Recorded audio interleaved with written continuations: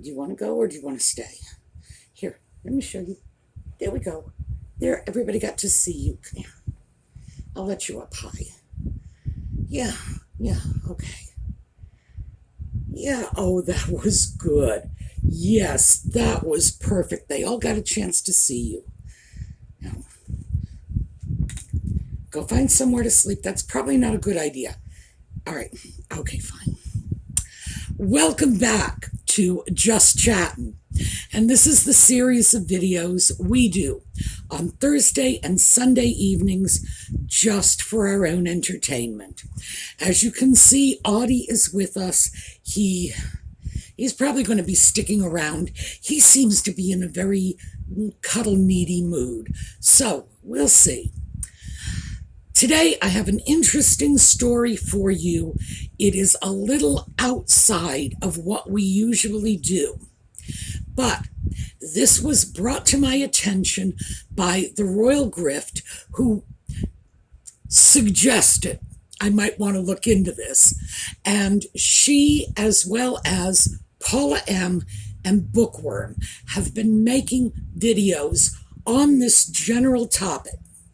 So what I am going to try to do is I am going to try to take what I consider to be one of the nuttiest, and this is not Meghan Ginger we're talking about, one of the nuttiest episodes in either of their public careers and try to bring some sense and some order to it. Now, when I say nutty, I am talking about cockroach dancing on a hot skillet level crazy. This puts everything else they've been involved with to shame, as you will see. So when we come back, we are going to talk about this phone hacking lawsuit.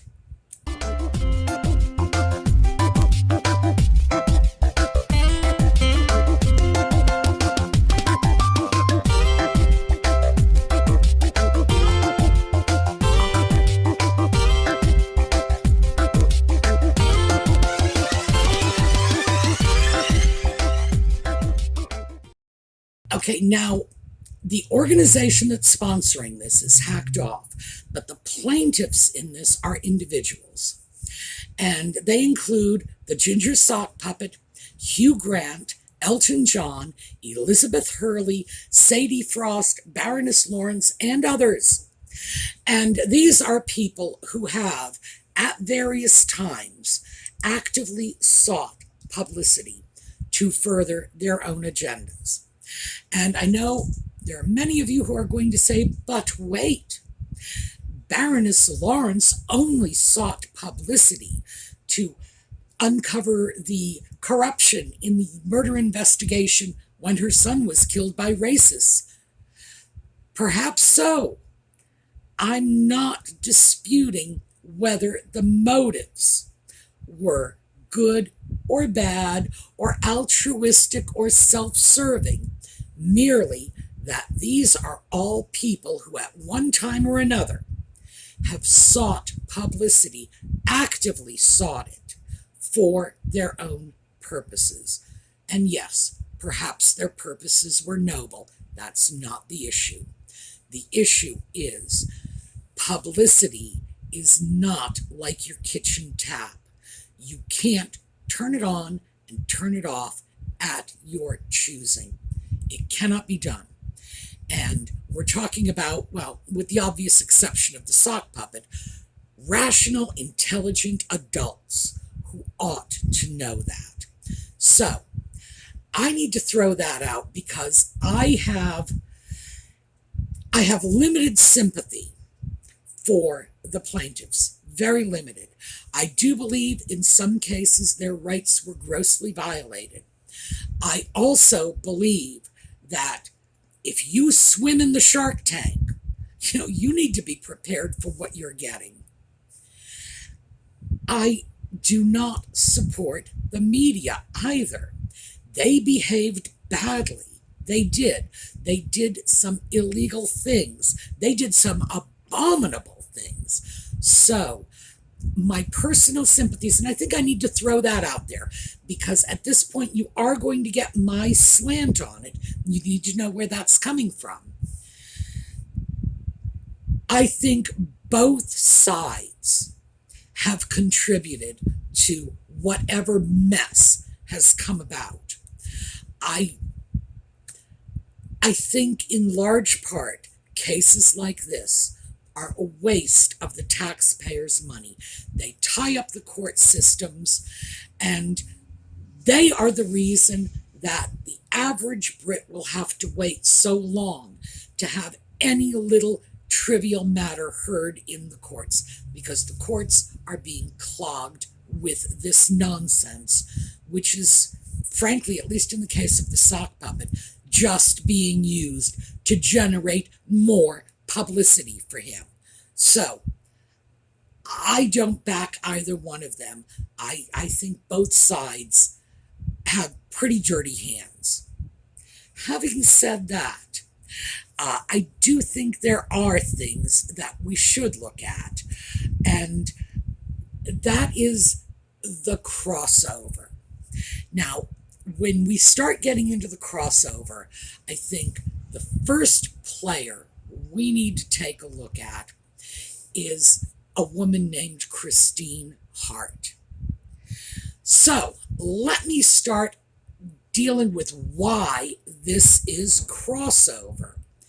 These are people who are testifying for the plaintiffs. The plaintiffs are these celebrities who allege their rights are violated. However, these people originally worked for the newspapers and were among the group of, well, if you want to call them journalists, I don't, but you might.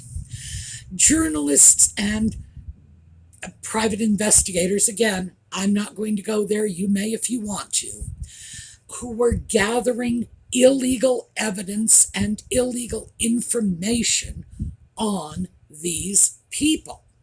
So this is the thing that's so important to grasp. The people that are being paid, and they're being paid for their testimony. This is a problem. They're being paid for testimony. They are being paid for evidence by the Hacked Off group.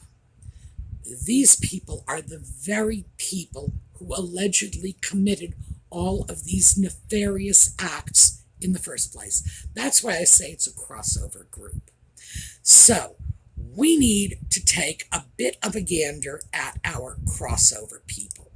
So, let's start with Christine Hart. In addition to being a journalist and a private investigator, she is also a psychic who communicates with the dead, a serial killer groupie, no kidding.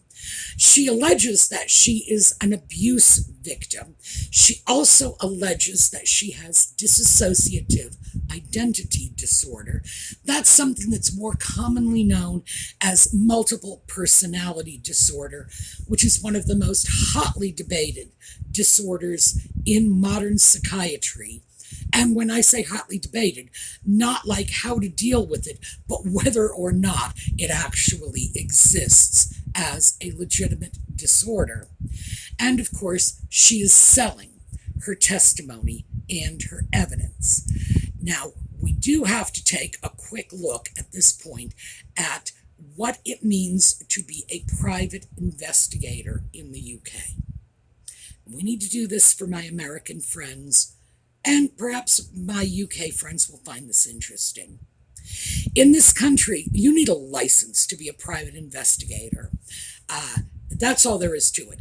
And I checked, and licenses vary by state. I checked 3 states at random. The state with the least onerous requirements that I found in those 3 random states, mind you, there are 50 states. This is hardly a representative sampling.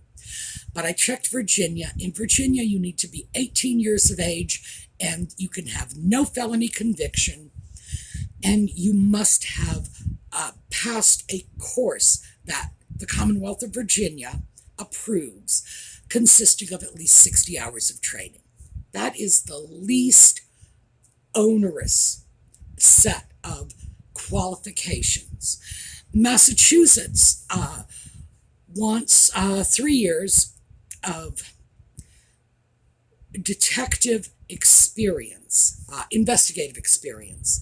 This can come from the police department, Homeland Security, the feds, military intelligence, wherever. It can come from the local police department, but it has to be at the level higher than a patrol officer. If you are a patrol officer only, they want 10 years experience. They want 3 letters of recommendation from people that know you, and again, no felony conviction. Pennsylvania stipulates much the same as Massachusetts, but you have to be 25 years of age. Massachusetts doesn't have a minimum age requirement, but their very restrictive experience requirements would suggest you probably have to be at least 21. So you see what it is. You don't just wake up one morning and say, I'm going to be a private investigator. You do in England. No licensing at all. Anybody can be a private investigator because it's not licensed. Now, the problem with this, as we all know, because we've all watched the Rockford files. Remember when the police would say, Rockford, boyo, we're going to pull your license. Yeah, you lose your license, you lose your livelihood. The state had control over these people who were outside of official law enforcement channels, who were doing work that might ordinarily be construed as the province of law enforcement. Very simple. So, yeah. UK, no. So when I say that Christine Hart was a private investigator, all that means is that she called herself a private investigator. Same thing as she called herself a journalist. She called herself a journalist because she wrote stories and they appeared in newspapers. She called herself a private investigator because she went undercover, so to speak. She was a pretty young woman, and she seems to be pretty straightforward about the fact that she used sex to get stories. So we have to be cautious in terms of, she's done things that would be considered unethical in the US, probably illegal. Now, she's also a psychic. That's one of her more recent occupations, communicating with the dead for profit. Clearly, the woman is a con artist. She's just changed her con. And she's now selling evidence that she allegedly worked for these various newspapers doing this investigative work, in effect spying on people, going through their personal computers, their phone logs, getting information, calling their doctors, pretending to be somebody else in order to get information. The problem with dealing with someone like this is, well, she's as crazy as a junkyard dog, for starters. Now, I say that even though she alleges she was abused as a child, which may well be the reason she is so nutty. But it doesn't alter the fact that she claims to have the dissociative identity disorder. She's one person one day, somebody else the next. And again, there is a whole boatload of legitimate psychiatrists who will say, oh, that's not so. That's not a legitimate disorder. That doesn't happen. This is people who are simply coming up with an alternative explanation to conceal behaviors they don't want to own. She is providing information, and she claims that information was stolen from her. Many of these receipts that she was going to sell just somehow mysteriously disappeared. Her receipts were stolen, her invoices were stolen, her computers were stolen, and she only had a few pieces left around, pieces that were left in a suitcase here or a drawer there. Her whole story is wildly fishy, but it's important to remember this is a person who admits to having engaged in very deceitful and frankly illegal behavior. Just one of them, just one. Okay, so we got Christina. Let's take a look at some of the others because their stories are just as bizarre. We have Graham Fiddy Johnson. I assume Fiddy is his nickname. He is a journalist who admits to fabricating stories, just making them up out of whole cloth. And apparently he was doing that left and right in the 90s, illegally obtaining information through hacking, through wiretapping, and did time for this. He did jail time for this. And now they are calling him a whistleblower. Now, his wife, remember I told you I'd come back to other members of the Hacked Off board. His wife, Emma Jones, is on the board. Oh, wait a minute. I'm not sure she's his wife. She may be his significant other. She is at the very least the mother of his children. I don't know for sure if they are married. She is on the board of Hacked Off. So we've got a connection here. This guy is as dirty as they come, openly admitting fabricating stories and hacking on all levels. Next, we have Gavin Burrows. Now, he was collaborating with Johnson on a book, and he was also providing evidence and testimony.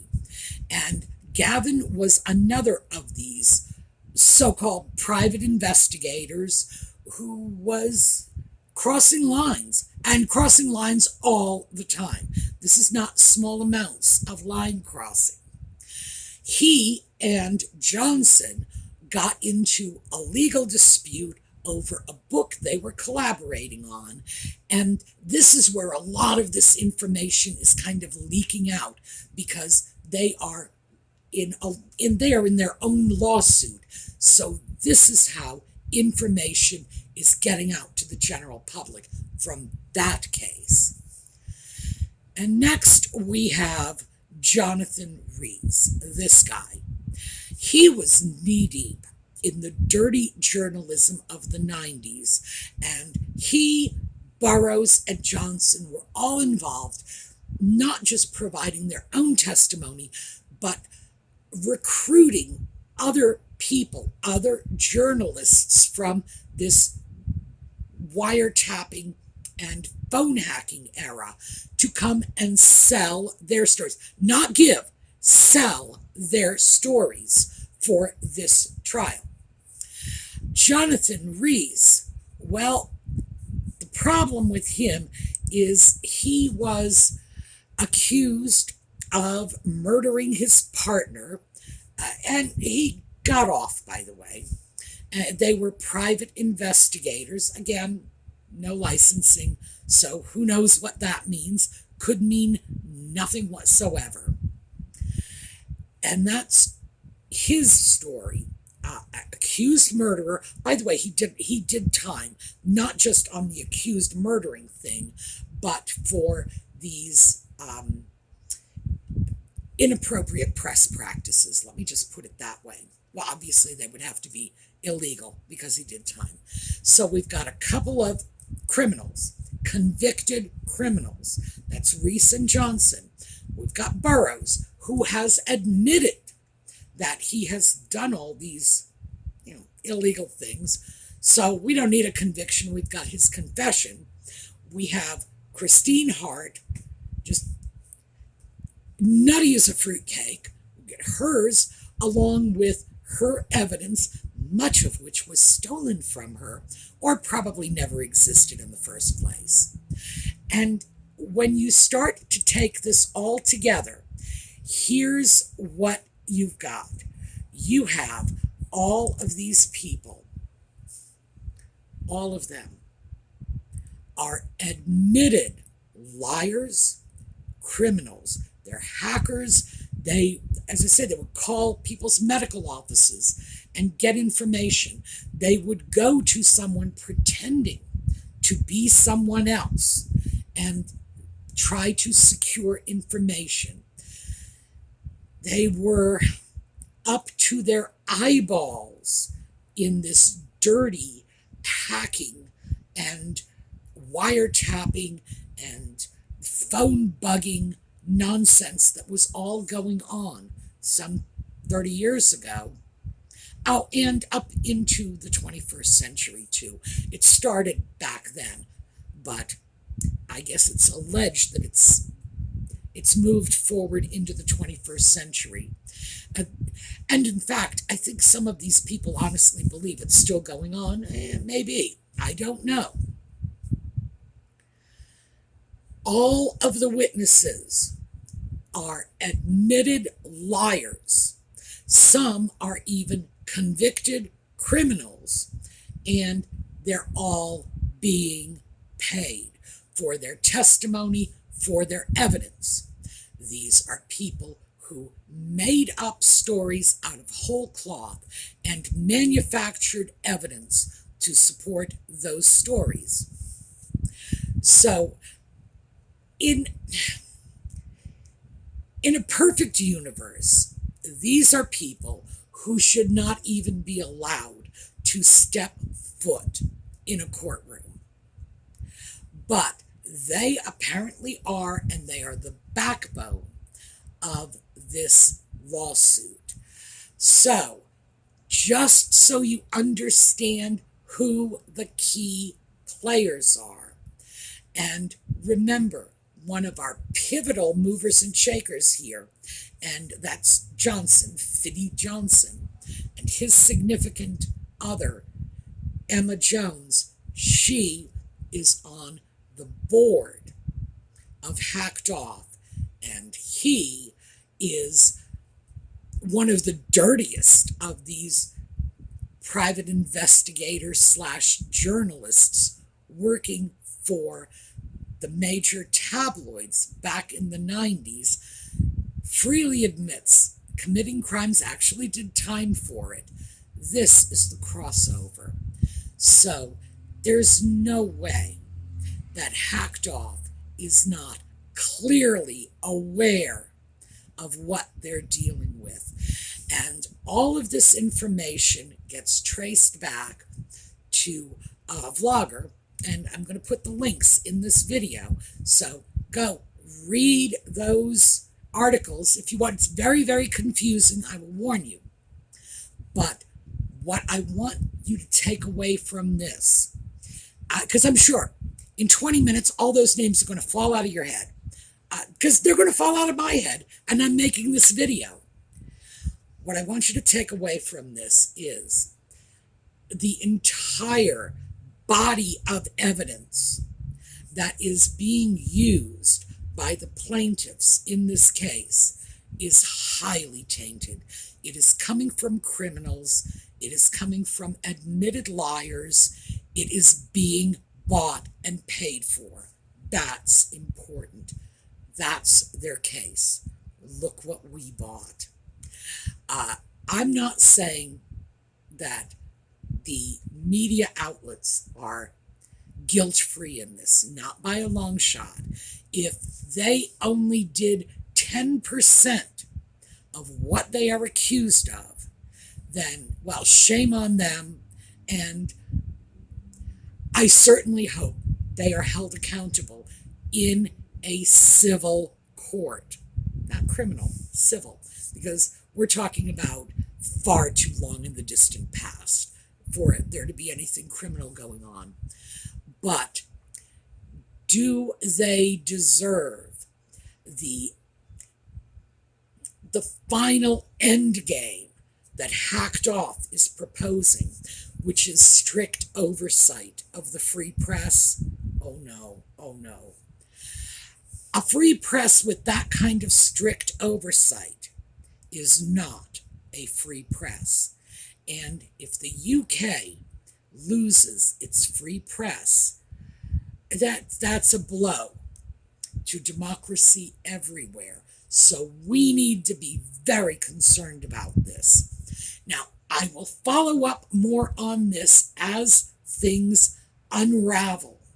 Oh, and they could very well be unraveling in a very negative way in this court case. But this is the lay of the land. So when they start talking, you know who they are, who you're dealing with, and whether or not they're entitled to the benefit of your doubt. All right, that's what I have for you today. I will see you all next time. It'll be Sunday night, or if you join us over the weekend, and we'll take a look at a slideshow on the way out. I hope you have an absolutely fantastic day.